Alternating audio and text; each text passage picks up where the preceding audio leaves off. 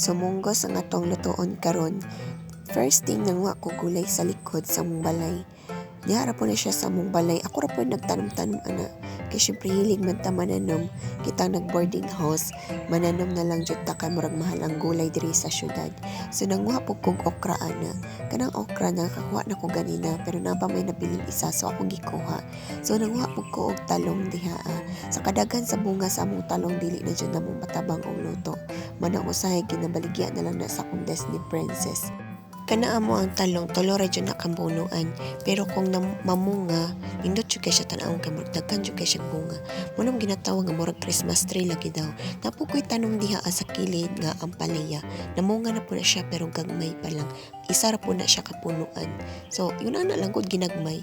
Yan na po ko'y at saldiha murag kana na lang jud duha kapunuan ang nabilin. So, kung magulay ko og munggos, dili jud na pwede na walay kamuti tops or tinangkong banon. Kabalag walay kamunggay, basta na siya'y tinangkong. Kay ganahan jud kay ko ana sa lasa. So mao na mong talong dagan kay siyang bunga. Tuluran nakapunuan mo siyang Christmas tree. So mao na ni tanan ang akong nakuha sa likod sa balay. So ako na dayon ang gilatan ang munggos. So pagkalata sa munggos, ingon ani na siya, lahi na siya color. So kana mga ingredients, ako na siyang giandam, gitagtag, gi-slice, pero gihugasan ako na tanan ha. Sumao to, gilunod na ako ang tambok sa karning baboy. Kaya syempre sa gulan dyan na siya karning baboy. Gilunod na ako una ang tambok kay para magmantika. Kay para mauna lang dyan ako gamito na mantika. Sa dihang nagmantika na siya, gilunod na ako ang mga lamas. Ahos, umbay, luy, arijud na.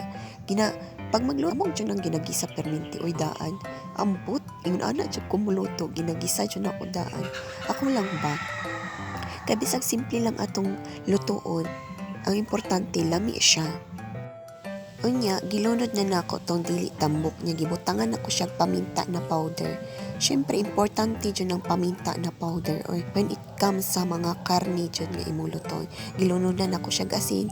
Gibutang na ako daan ng tanglad. Gibutang na ako ang batong. Siyempre, giuna dyan ako ang batong. Para, una siya bago din ako gilunod ang batong, make sure nga nalata na dyan humok na ang karne nga imong gisa.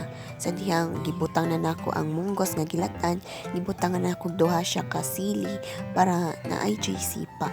Kaya syempre lami man jud tong halang-halang gamay. So moto gisabawan pa nako dadayon. Yes, pagkabukal na gilunod nako ang talong ug okra. O di ba? Lami siya tan-awon, solbad na imong panihapon. Basta na lang kay makutlo sa imong kilid-kilid sa balay. Wala na ako na videohan kung kiunsan ako paglunod ang tinangkong ug alugbati. Basta kabalo na mo na. So, tara na mga unata.